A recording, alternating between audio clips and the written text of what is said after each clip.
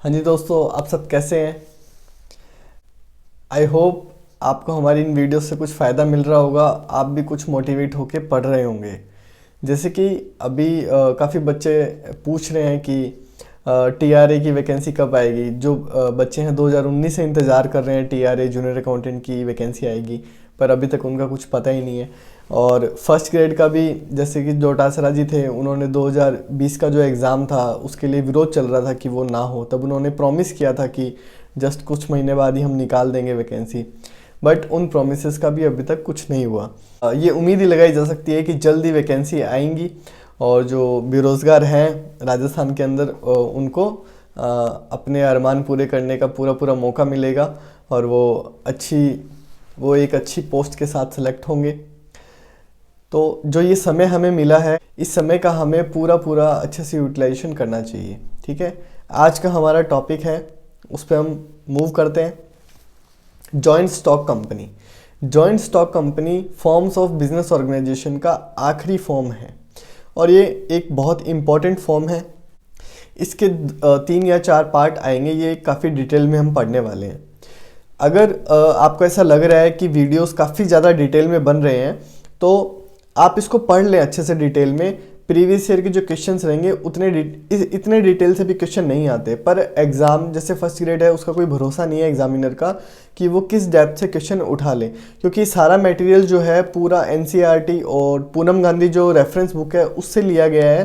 तो full detail के अंदर हम इन वीडियो लेक्चर्स के अंदर इनको पढ़ रहे हैं। और कंपटीशन एग्जाम जैसे जूनियर अकाउंटेंट में इतना डेप्थ से नहीं पूछने वाले, वो नॉर्मल ऊपर ऊपर से ही पूछते हैं, तो वो तो इजी रहेगा ना हमारे लिए कि जो हमने पूरा फुल डिटेल में पढ़ लिया। बाद में इन वीडियोस के बाद में भी मैं आपको कंपैरेटिव वीडियोस के जो चार्ट्स हैं वो भी हम डिस्कस करेंगे कि पार्टनरशिप और कोऑपरेटिव ऑर्गेनाइजेशन में डिफरेंस क्या है, कोऑपरेटिव ऑर्गेनाइजेशन और कंपनी में डिफरेंस क्या है। तब हमें बहुत बेनिफिट होगा अगर हमने फुल डिटेल में पढ़ रखा है, तो वहाँ पे हमें रिवाइज करने में काफ़ी आसानी रहेगी और आप खुद देखेंगे कि आपका कॉन्फिडेंस कितना बूस्ट होगा कि अच्छा ये टॉपिक है, इससे एक दो क्वेश्चन पक्का आएंगे और वो हमारे पक्के हैं, वो मार्क्स हमारे कहीं नहीं गए। तो ओवरऑल पहले हम बात कर लेते हैं जॉइंट स्टॉक कंपनी क्या होती है। हम बात कर चुके हैं सोल प्रोप्राइटर, उसके बाद में एचयूएफ के बाद में पार्टनरशिप कोऑपरेटिव सोसाइटीज और उसके बाद में बचता है हमारा कंपनी। तो कंपनी जो स्ट्रक्चर रहता है वो सबसे बड़ा रहता है, एक ऐसा स्ट्रक्चर बिजनेस का जिसके अंदर आपको बहुत ज़्यादा क्या चाहिए, कैपिटल चाहिए, बहुत ज़्यादा पैसा चाहिए, बहुत ही ज़्यादा प्रोफेशनल लोगों को आपको हायर करने की रिक्वायरमेंट है।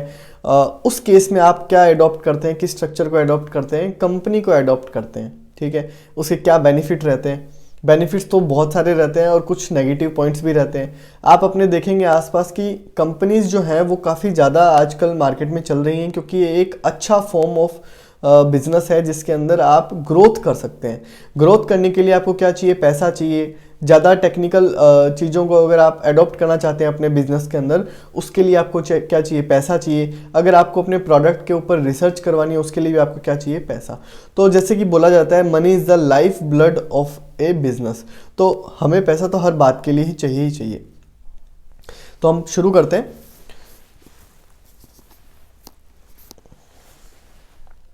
A company form of organization is considered to be the most suitable for organizing business activities on large scale। तो लार्ज स्केल के लिए जब भी आप बात करेंगे उसमें स्टॉक कंपनी जो रहती है, कंपनीज जो रहती हैं, वो एक सबसे सुटेबल फॉर्म रहता है आपका बिजनेस करने का। It has advantage of attracting huge capital from the public. With adequate capital, it can employ trained and experienced managers to run the business activities efficiently। अगर आपके पास ये कह रहे हैं कि इनके पास कैपेसिटी होती है कि मार्केट से बहुत सारा क्या ले सकते हैं, कैपिटल ले सकते हैं जनरल पब्लिक से, तो उस पैसे का ये क्या करेंगे, क्या यूटिलाइजेशन करेंगे, मैनेजमेंट को हायर करेंगे, प्रोफेशनल मैनेजमेंट को हायर करेंगे जो बिजनेस को और अच्छे तरीके से चला सके। ठीक है, features of joint stock company. अब हम फीचर्स की बात कर लेते हैं। Separate legal existence. एक कंपनी जो होती है वो सेपरेट लीगल एंटिटी मानी जाती है। सेपरेट लीगल एंटिटी मानी जाती है तो कंपनी का रजिस्ट्रेशन करवाना भी क्या होता है, कंपलसरी होता है। और कंपनी सेपरेट लीगल एंटिटी मानी जाती है तो जो मेंबर्स हैं, इस केस में जो शेयर होल्डर्स हैं, उनकी लायबिलिटी क्या हो जाती है, लिमिटेड हो जाती है। और ये एक बहुत बड़ा प्लस पॉइंट है कि इस केस में जो लायबिलिटी जो होती है वो लिमिटेड होती है। जितना कैपिटल मेंबर्स ने कंट्रीब्यूट किया है, जो शेयर परचेज करने के लिए जितना पैसा डाला है, सिर्फ उतने ही पैसे के लिए जो मेंबर्स हैं या होल्डर जो होते हैं वो लायबल होते हैं, ठीक है। तो एक बहुत बड़ी बात होती है। A company has a separate legal entity. A company can carry on business in its own name. It can buy and sell assets in its own name. It can enter into contract with outsider in its own name. The company and its member are separate individual. Company को अलग माना जाएगा और उसके members को अलग माना जाएगा। मेंबर्स कौन है? जो शेयर होल्डर्स हैं, जिन्होंने कंपनी में पैसा लगाया है। तो कंपनी एक आर्टिफिशियल पर्सन की तरह ट्रीट करती है। एक जिंदा आदमी नहीं है, बट जिंदा आदमी की तरह ही वो ट्रीट किया जाता है कंपनी को। वो एक लीगल एंटिटी होता है, वो कॉन्ट्रैक्ट साइन कर सकता है। अब कॉन्ट्रैक्ट साइन करने के लिए हमने देखा था ना कि एक मेजर होना जरूरी है, 18 साल से ऊपर होना जरूरी है, पार्टनरशिप के अंदर हमने देखा था। तो यहाँ पे कंपनी क्या कर सकती है? कॉन्ट्रैक्ट साइन कर सकती है। कंपनी एक तरीके से खुद के नाम पे एसेट परचेज कर सकती है, खुद के नाम पे वो लायबिलिटी भी मार्केट से ले सकती है। तो ऐसे सारे ही काम कंपनी सेपरेट लीगल एंटिटी का कंसेप्ट होने की वजह से काम कर सकती है, ठीक है। अगर सेपरेट लीगल एंटिटी कंसेप्ट नहीं होगा तो ये कोई भी काम कंपनी नहीं कर पाएगी। नेक्स्ट होता है आर्टिफिशियल पर्सन। कंपनी को एक आर्टिफिशियल पर्सन की तरह ट्रीट किया जाता है। कानून की नज़रों में वो एक सेपरेट एंटिटी, ह्यूमन बॉडी की तरह ट्रीट, मतलब एक जिंदा आदमी नहीं माना जाता, बट एक राइट जो होता है ह्यूमन को, उतने राइट एक कंपनी को होते हैं कि वो बिजनेस कर सकता है, कंपनी भी कर सकती है। वो कोई प्रॉपर्टी परचेज कर सकते हैं, सेल कर सकते हैं, कॉन्ट्रैक्ट कर सकते हैं। तो ये सारे ही काम कंपनी कर सकती है। A company does not have a physical body like a natural human being. It is an artificial person created by law. Its operations are performed by elected representative of members known as director. तो इस company को वैसे चलाता कौन है?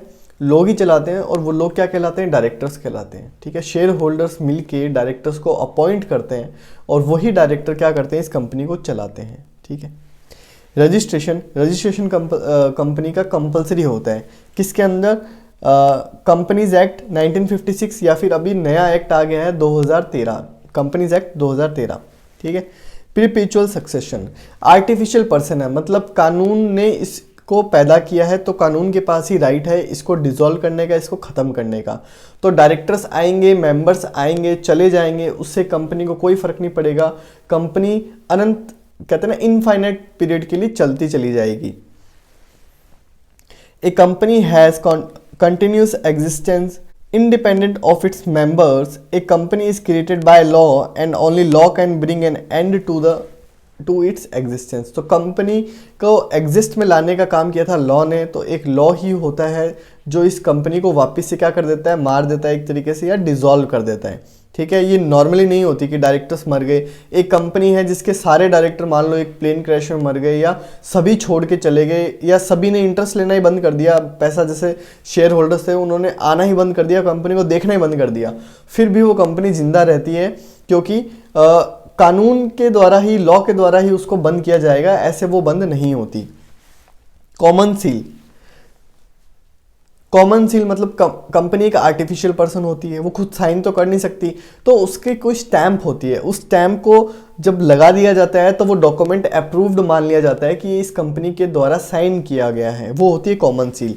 Being an artificial person the company can not sign, therefore there is need for common seal with its name engraved on it. Any document which does not bear the common seal of the company is not binding on the company. अगर किसी document के ऊपर company का seal ही नहीं है तो वो company की तरफ से बाइंडिंग कैसे होगा? कंपनी की तरफ से वेरीफाइड ही नहीं होगा। तो एक मोहर होती है कंपनी की, उसी को क्या माना जाता है? कंपनी का सील माना जाता है। ट्रांसफरेबिलिटी ऑफ शेयर, ये कंपनी का एक बहुत ही अच्छा फीचर रहता है। पार्टनरशिप के अंदर जब कोई पार्टनर कॉन्ट्रैक्ट के अंदर आता है तो वो बाउंड हो जाता है। वो अगर छोड़ के जाना चाहता है तो वो अपनी फ्री विल से किसी थर्ड पार्टी को वो अपना शेयर बेच नहीं सकता। पर कंपनी के अंदर जो शेयर होल्डर्स होते हैं वो अपना शेयर अपनी इच्छा से कभी भी मार्केट में ओपनली बेच सकते हैं। सिर्फ इतना ध्यान रखना है कि वो कंपनी प्राइवेट लिमिटेड कंपनी नहीं होनी चाहिए, वो पब्लिक लिमिटेड कंपनी होनी चाहिए, तो वो अपना शेयर इजीली बेच सकता है, ठीक है। Separation of ownership and control, company के केस में मालिक अलग होते हैं और उसके मैनेजर्स अलग होते हैं। मैनेजर्स मतलब जिनके पास उस कंपनी को चलाने का कंट्रोल होता है। जैसे शेयर होल्डर्स क्या होते हैं, उस कंपनी के असली मालिक होते हैं। वो छोटे छोटे इन्वेस्टर जिन्होंने पैसा इकट्ठा करके कंपनी को खड़ा किया, वो क्या रहते हैं, मालिक रहते हैं। बट शेयर होल्डर्स मिलके क्या करते हैं, डायरेक्टर्स को अपॉइंट करते हैं और वो डायरेक्टर मिलके उस कंपनी को चलाते हैं। तो डायरेक्टर्स अलग हो गए और उसके मालिक अलग हो जाते हैं। तो इस केस में रहता है कि ऑनरशिप और मैनेजमेंट अलग अलग रहता है। ठीक है, मैनेजमेंट नॉर्मली प्रोफेशनल लोगों के हाथ में रहता है, जिनको बहुत एक्सपीरियंस रहता है। वो लोग कंपनी का क्या करते हैं, मैनेजमेंट संभालते हैं। फिर है लिमिटेड लाइबिलिटी। इसके बारे में तो हम बात कर ही चुके हैं कि एक कंपनी के अंदर लिमिटेड लाइबिलिटी होती है। जितना कैपिटल एक शेयर होल्डर ने उस कंपनी में इन्वेस्ट किया है, वो सिर्फ उतने ही कैपिटल के लिए क्या होता है, लाइबल होता है। उससे ज़्यादा के लिए वो उसकी कोई लाइबिलिटी नहीं होती। अभी हमने पढ़ लिए हैं फीचर्स ऑफ ए कंपनी। अब हम पढ़ेंगे मेरिट्स और डीमेरिट्स। तो पहले मेरिट्स की बात कर लेते हैं। Large amount of capital. एक कंपनी जो होती है वो मार्केट से पैसा उठा सकती है डायरेक्ट, तो उसके पास एक बहुत बड़ा लेवरेज होता है कि वो छोटे छोटे अमाउंट के अंदर हाउस होल्ड इन्वेस्टर ले सकती है। उससे क्या है, बहुत बड़ा अमाउंट वो अपने पास कलेक्ट कर सकती है और मार्केट से उठा सकती है। लिमिटेड लाइबिलिटी, जो इस कंपनी के मेंबर होते हैं उनकी लाइबिलिटी लिमिटेड होती है, तो एक तो बहुत बड़ी मेरिट होती है। कंटिन्यूटी स्टेबिलिटी, एक कंपनी कोई भी डायरेक्टर आ रहे हैं, मर रहे हैं, शेयर होल्डर छोड़ के जा रहे हैं, उससे उसकी कंटिन्यूटी, उसकी हेल्थ पे कोई फ़र्क नहीं पड़ता, वो परपेचुअल रहती है। ठीक है, ये एक उसको बेनिफिट मिलता है, क्योंकि बिजनेस को लॉन्ग रन में जितना लंबा बिजनेस चलेगा, जितना ज़्यादा पुराना बिजनेस होगा और जितना भविष्य के बारे में वो सोचेगा, उतना ही अच्छा वो बिजनेस होगा। क्योंकि आप देखें कि जितने भी मैनेजमेंट में डिसीजन रहते हैं, जैसे रिसर्च एंड डेवलपमेंट रहता है, किस चीज़ को देख के रहता है कि कंपनी आज से 10 साल के बाद में हमें कहाँ लेके जानी है, उसी के लिए तो हम रिसर्च करते हैं। जैसे आप देखेंगे कि एप्पल जो है वो अपने सॉफ्टवेयर के ऊपर रिसर्च कर रहा है, हार्डवेयर के ऊपर रिसर्च कर रहा है, और उसका आउटपुट उसको आने वाले 10 साल 15 साल के बाद में मिलता है। तो अगर वो ऐसा विजन ही नहीं रखेंगे कि हमें कंपनी को इतना लंबा चलाना है, तो फिर रिसर्च होगी कैसे। तो इस चीज़ को भी आप ध्यान रखें कि कंटिन्यूटी और स्टेबिलिटी कंपनी में होनी बहुत ज़रूरी है। The company form of business enjoy perpetual succession. Perpetual succession मतलब कि कोई भी आए कोई भी जाए, उससे कंपनी को कोई फ़र्क नहीं पड़ता, कंपनी चलती चली जाती है, वो बंद नहीं होती है। As it has separate existence, it is formed by law and can end by legal procedure of winding up only. The death, insolvency, incapacity of any member do not affect the existence of company. Efficient management professional लोग आके business को चलाएंगे तो वो efficiently manage करेंगे business को, हमारी company का जो बिजनेस है उसको प्रॉफिट में लेके आएंगे। ग्रोथ एंड एक्सपेंशन, जितना ज़्यादा पैसा होगा, जितने ज़्यादा ट्रेंड लोग होंगे, उससे क्या होगा, हमारा बिजनेस ग्रो करेगा। समझ में आ गया। नेक्स्ट है इजी ट्रांसफरेबिलिटी ऑफ शेयर। ये भी बहुत अच्छा एक एडवांटेज है। जब किसी जो शेयर होल्डर है, कोई इन्वेस्टर है, उसको लगा कि नहीं मुझे कंपनी छोड़नी है, वो फ्री व्हील से ओपन मार्केट में अपने शेयर बेच देगा और उस कंपनी को छोड़ के चला जाएगा। पब्लिक कॉन्फिडेंस, नेक्स्ट है पब्लिक कॉन्फिडेंस। पब्लिक का काफ़ी कॉन्फिडेंस रहता है क्योंकि गवर्नमेंट का इसमें काफ़ी कंट्रोल होता है। उनके ऊपर मैंडेटरी ऑडिट्स के भी रूल्स होते हैं, वो अपने अकाउंट्स भी पब्लिश करते हैं। तो उससे क्या रहता है, अकाउंट्स पब्लिश होते हैं तो क्रेडिटर्स जो हैं उनको पता चलता रहता है टाइमली कि कंपनी की क्या पोजीशन चल रही है, कंपनी के क्या ग्रोथ प्लान्स हैं। उससे वो एक थोड़ा सा ना सेटिस्फेक्शन रहता है कि हाँ, हमारा पैसा जो कंपनी में लगा है वो एक हमें अच्छा रिटर्न देगा। डेमोक्रेटिक मैनेजमेंट होता है। एक तो आप देखिए कि ओनरशिप क्या है, बहुत सारे लोगों में बटी हुई है और वो लोग एक तरीके से इलेक्ट करते हैं डायरेक्टर्स को। तो ये एक पूरा क्या है, डेमोक्रेटिक सेटअप है। इसमें जो होती है पूंजीवादी जो सोच होती है कि सारी जो पावर कंट्रोल है, जैसे सोल प्रोप्राइटरशिप और पार्टनरशिप अगर हम देखते हैं तो जो पावर है वो हेल्ड में रहती है, सेंटर में रहती है। तो वैसा इसमें नहीं होता। ये एक अच्छा पॉजिटिव पॉइंट है। एंड सबसे आखिरी पड़ता है हमारा 9th नंबर है डिस्पर्सल ऑफ ऑनरशिप जो रहती है वो एक डिस्पर्स रहती है एक बड़े अमाउंट ऑफ शेयर जो पीपल्स हैं उनके बीच में। ठीक है, इसके बारे में हम पहले ही बात कर चुके हैं। सोशल रिस्पॉन्सिबिलिटी, एक कंपनी जो है वो बहुत पैसा इकट्ठा कर लेती, उस पैसे से वो अच्छी जगह इन्वेस्ट करके बिजनेस को शुरू करती है अच्छी मशीनरी को एम्प्लॉय करती है, हायर स्किल्ड पीपल को वो एम्प्लॉय करती है, तो ऑटोमेटिकली वो प्रॉफिट को अर्न करती है। और प्रॉफिट जब अर्न करती है तो उस प्रॉफिट से वो सोसाइटी के अंदर वेलफेयर काम भी करती है, क्योंकि वेलफेयर करने के लिए भी आपको अल्टीमेटली क्या चाहिए, पैसा चाहिए। अगर आप लोगों की हेल्प करना चाहते हो तो पैसे से ही तो हेल्प होगी। अगर आप किसी कम्युनिटी के अंदर लाइब्रेरी खोलना चाहते हैं, कोई स्कूल खोलना चाहते हैं, तो स्कूल को खोलने के लिए पैसा चाहिए। तो ये जो बड़े कंपनीज जो होती हैं, बड़ी कंपनीज जो होती हैं, एक huge amount of capital donate करती हैं सोशल वेलफेयर स्कीम्स के अंदर। तो ये एक बहुत अच्छा पॉइंट रहता है। अभी तक तो हमने बात की है सब अच्छी अच्छी बातों के बारे में, तो अब हम बात करेंगे डीमेरिट्स की, कि क्या कंपनी की डीमेरिट्स भी होती हैं, क्या कंपनी फॉर्म में बिजनेस को चलाने में कुछ परेशानियां भी होती हैं, कुछ नुकसान भी होते हैं। जी हाँ, बिल्कुल होते हैं, हम उन्हीं के बारे में हम बात करेंगे। पहला होता है lengthy and expensive legal procedure. एक कंपनी को बनाना बहुत ही लेंथी है और आपको लीगल एडवाइस लेनी पड़ती है ताकि आप उस कंपनी को कम से कम एस्टैब्लिश कर पाएँ। एस्टैब्लिश करने के लिए, करने से पहले ही आपको बहुत खर्चे करने पड़ते हैं। वकीलों की फ़ीस होती है, रजिस्ट्रार की फ़ीस होती है, उन सब के लिए आपको प्रोफेशनल हायर करने पड़ते हैं। मतलब बिजनेस को चलाने से पहले ही आपको प्रोफेशनल हायर करने पड़ते हैं ताकि आप उसको एस्टैब्लिश कर पाएँ। नेक्स्ट होता है लैक ऑफ मोटिवेशन। आपने देखा कि इसमें मालिक तो अलग होते हैं और बिजनेस को चलाने वाले अलग होते हैं। तो जो बिजनेस को चला रहे हैं वो सैलरी बेस पे होते हैं, प्रोफेशनल्स होते हैं, तो उनका ज़्यादा पैशनेटली वो काम नहीं करते, क्योंकि जितनी ज़्यादा मेहनत करेंगे प्रॉफिट उतना ज़्यादा होगा, पर उनको तो कोई डायरेक्ट बेनिफिट नहीं हो रहा। वो प्रॉफिट तो किस में बढ़ जाएगा, शेयर होल्डर में, जो उसके असली मालिक है उनमें बढ़ जाएगा। तो इसमें लैक ऑफ मोटिवेशन भी रहता है। डिले इन डिसीजन, जितने भी इंपॉर्टेंट डिसीजन है वो बोर्ड ऑफ डायरेक्टर्स की जो मीटिंग होती है उसमें लिए जाते हैं। तो अगर आपको की डिसीजन कुछ लेना है, कोई इमरजेंसी डिसीजन लेना है, उस केस में सब लोगों को बुलाना पड़ता है, मीटिंग बिठानी पड़ती है, फिर डिस्कशन होता है। उससे क्या होता है, नुकसान हो जाता है काफ़ी केसेस के अंदर। नेक्स्ट है एक्सेसिव गवर्नमेंट कंट्रोल। सबसे ज़्यादा जो गवर्नमेंट का कंट्रोल रहता है वो कंपनी फॉर्म के अंदर ही रहता है। सोल प्रोप्राइटरशिप एकदम फ्री होती है, उसके बाद में एचयूएफ में भी बिल्कुल इंटरफेयर नहीं होता, पार्टनरशिप में भी कोई ज़्यादा इंटरफेयर नहीं होता, कोऑपरेटिव ऑर्गेनाइजेशन के अंदर लिमिटेड कंट्रोल होता है। और सबसे ज़्यादा अगर हम बात करें तो कंपनी फॉर्म के अंदर सबसे ज़्यादा गवर्नमेंट का क्या रहता है, इंटरफेयर रहता है। तो ये एक इसका ड्रॉबैक है। फिर हम बात करें कॉन्फ्लिक्ट्स। कॉन्फ्लिक्ट होते हैं जी, क्योंकि अगर आप देखें एक कंपनी को चलाने के लिए कितने लोग, कितनी पार्टीज इन्वॉल्व होती हैं। शेयर होल्डर्स होते हैं जो उसके मालिक होते हैं, जो मैनेजर्स होते हैं, जो डायरेक्टर्स होते हैं जो उनको मैनेज करते हैं, क्रेडिटर्स जो होते हैं जो बाहर बैठ के कंपनी की हेल्प करते हैं, जैसे कंपनी को माल सप्लाई करते हैं या कोई सर्विस सप्लाई करते हैं। तो जो मालिक है वो चाहता है ज़्यादा से ज़्यादा प्रॉफिट अर्न हो और ज़्यादा से ज़्यादा प्रॉफिट बट जाए। क्रेडिटर्स चाहते हैं कि कंपनी के पास कैश अवेलेबल रहे, कंपनी ऐसा ना हो कि प्रॉफिट हुआ और सारा कैश ही बांट दिया, ऐसा नहीं होना चाहिए। क्रेडिटर ऐसा चाहते हैं। उसके बाद में आते हैं डायरेक्टर्स, और डायरेक्टर्स जो होते हैं वो ये चाहते हैं कि कंपनी अगर प्रॉफिट कमा रही है तो उसका कुछ शेयर किसको, एम्प्लॉयज़ को भी मिले। जो एम्प्लॉयज़ हैं, जो प्रोफेशनल्स हैं, उनको डायरेक्ट बोनस दिया जाए या इंसेंटिव दिया जाए, या उनको कंपनी के अंदर शेयर मिलने चाहिए, एम्प्लॉय शेयर के नाम से कुछ मिलना चाहिए। तो अलग अलग पार्टीज़ के अलग अलग इंटरेस्ट रहते हैं, तो यहाँ पे कॉन्फ्लिक्ट भी खड़ा हो जाता है। नेक्स्ट है ओलिगार्चिक मैनेजमेंट। हमने पढ़ा कि कंपनी के अंदर डेमोक्रेटिक सेटअप होता है, पर कहीं ना कहीं ये सिर्फ पेपर तक ही लिमिटेड है, क्योंकि जिस आदमी के पास पैसा ज़्यादा होगा वो कंपनी के अंदर शेयर ज़्यादा खरीदेगा। अच्छा, कंपनी के अंदर जितने ज़्यादा शेयर होंगे उतने ज़्यादा आपके पास वोटिंग पावर होगा।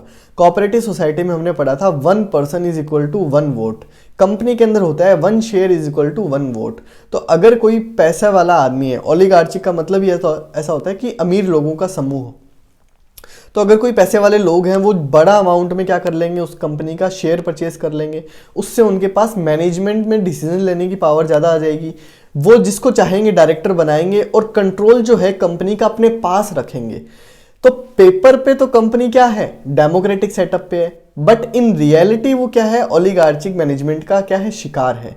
दूसरा आप देखें कि जो गांव में है, जो दूर दराज में इन्वेस्टर है, क्योंकि कंपनी का शेयर तो कोई भी ऑनलाइन परचेज कर लेगा। जैसे अभी जोमेटो का आईपीओ आया था, तो गांव में बैठे हुए लोगों ने भी किसको जोमेटो के आईपीओ में पैसा लगाया है। तो अगर कंपनी ऑपरेट हो रही है लाइक दिल्ली या मुंबई में उनका हेड ऑफिस है, वहाँ उनकी मीटिंग हो रही है, यहाँ आप राजस्थान में बैठे हैं, तो क्या मीटिंग अटेंड करने वहाँ जाएंगे? उनकी बोर्ड ऑफ डायरेक्टर की जो मीटिंग होती है, एनुअल मीटिंग, उसमें जाएंगे? कोई नहीं जाने वाला। तो ऑन पेपर डेमोक्रेटिक सेटअप तो होता है, बट इन रियलिटी वो चीज़ें फॉलो नहीं, मतलब प्रॉपरली फॉलो नहीं होती। अनहेल्दी स्पेकुलेशन, जो कंपनी के इंटरनल जितने भी डायरेक्टर्स हैं उनको क्या रहता है, पूरी डिटेल नॉलेज रहती है कि कंपनी के क्या फ्यूचर प्लान्स हैं, क्या हम डील करने वाले हैं, हमें क्या कितना प्रॉफिट हुआ है, तो इसका नाजायज़ फ़ायदा भी वो उठाते हैं। जैसे उनको पता है कि अभी हमारी कोई बहुत ही बड़ी कंपनी से डील या हमें कुछ ऑर्डर मिला है बहुत ही बड़ी कंपनी से, ये बात जैसी मार्केट में जाएगी तो ऑटोमेटिकली हमारा शेयर का प्राइस ज़्यादा जाएगा। क्योंकि आप ऐसे समझ लें एक बार कि जितना अच्छा कंपनी परफॉर्म कर रही है मार्केट में, उसके शेयर का प्राइस भी उतना ही ज़्यादा होता है। तो कंपनी ने अगर प्रॉफिट बहुत ज़्यादा कमाया है, और ये बात अभी किसको पता है, हमारे अकाउंट्स पब्लिश नहीं हुए अभी तक, हमें सिर्फ इंटरनल मैनेजमेंट को पता है कि इस बार बहुत अच्छा प्रॉफिट हुआ है, तो ये बात मार्केट में लीक करने से पहले वही डायरेक्टर लोग क्या करते हैं, मार्केट में इलीगल तरीके से शेयर परचेज कर लेते हैं। फिर ये हमारे अपने अकाउंट्स जो है बाहर मार्केट में पब्लिश करते हैं, फिर सब लोगों को पता चलता है क्या कि कंपनी ने तो बहुत प्रॉफिट कमाया है, तो शेयर का प्राइस चला जाता है अब, और फिर डायरेक्टर्स क्या करते हैं, उस शेयर को वापस बेच देते हैं। ये होता है इलीगल मैनिपुलेशन। तो ऐसा भी अनहेल्दी स्पेकुलेशन, इलीगल मैनिपुलेशन भी कंपनीज के अंदर होता है। ये एक बहुत बड़ा ड्रॉबैक है। सोशल ईविल, बहुत ज़्यादा पैसा आने के बाद में ये कंपनीज क्या करती हैं, एक तरीके से तानाशाही का रूप ले लेती हैं। ये कुछ भी करवा सकती हैं देश के अंदर, उस पैसे के दम पे ये कुछ भी करवाना शुरू कर देती हैं, इलीगल काम भी करवाने शुरू कर देती हैं। Interfere and influence in the government decision, ये कंपनीज इतनी बड़ी हो जाती हैं कि ये सरकारों तक को क्या कर देती है, इन्फ्लुएंस कर देती हैं। हर इंडियन इस पॉइंट को अच्छे से समझ सकता है, क्योंकि इंडिया को गुलाम बनाया था, किससे शुरुआत हुई थी, ईस्ट इंडिया कंपनी से। वो एक कंपनी ही थी जो भारत में आई थी क्या करने के लिए, व्यापार करने के लिए, और टाइम के साथ वो इतनी पावरफुल हो गई कि उसने पूरे इंडिया पे कब्जा कर लिया। ऐसे वर्ल्ड हिस्ट्री के अंदर भी अगर आप पढ़ेंगे तो आपको बहुत एग्जाम्पल मिलने वाले हैं, ठीक है। तो ये क्या रहते हैं, इसके ड्रॉबैक रहते हैं। कंक्लूजन क्या रहेगा, कंक्लूजन क्या रहता है कि हमें किस फॉर्म को अडॉप्ट करना चाहिए, क्या इस कंपनी फॉर्म को अडॉप्ट करके हमें क्या अच्छे रिजल्ट मिलने वाले हैं। तो हम ये कंक्लूजन में देखते हैं। On comparing the merits and demerits of company form of business we can conclude that company is a suitable form for heavy and basic industries, large scale operations, business which required huge funds and involves heavy risk. Heavy and basic industries क्या होती हैं, like steel industries, cement industries, ये सब क्या रहती है, heavy industries and basic industries रहती हैं। इनके अंदर बहुत ज़्यादा बड़े अमाउंट पे क्या लगता है, पैसा लगता है। तो ऐसे बिजनेस को अगर आप चलाना चाहते हैं तो आपको सबसे बेस्ट सुटेबल फॉर्म का बिजनेस स्ट्रक्चर क्या है, कंपनी है। और क्या है, ऐसे बिजनेस जिनमें रिस्क बहुत ज़्यादा है, ऐसे बिजनेस जिनमें मशीनरीज का आपको यूज़ ज़्यादा करना है, उस केस में आपको पैसा ज़्यादा चाहिए तो आपको कंपनी का फॉर्म अडॉप्ट करना चाहिए, ठीक है जी। नेक्स्ट वीडियो में हम डिस्कस करेंगे टाइप्स ऑफ कंपनी। चलिए मिलते हैं आपसे नेक्स्ट क्लास में।